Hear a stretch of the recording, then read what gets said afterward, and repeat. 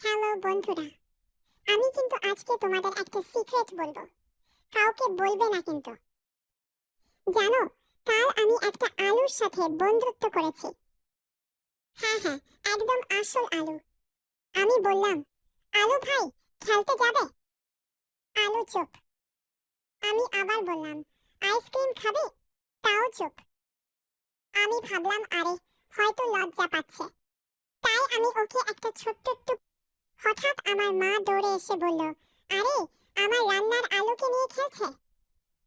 আমি বললাম, না মা, এটা রান্নার আলু না, এটা তো আমার বেস্ট ফ্রেন্ড আলু। তারপর মা সেই আলুটা নিয়ে রান্নাঘরে চলে গেল। আমি কাঁদো কাঁদো গলায় বললাম, বাই আলু ভাই, ভালো থেকো। রাতে মা আলুর দম বানিয়ে দিল।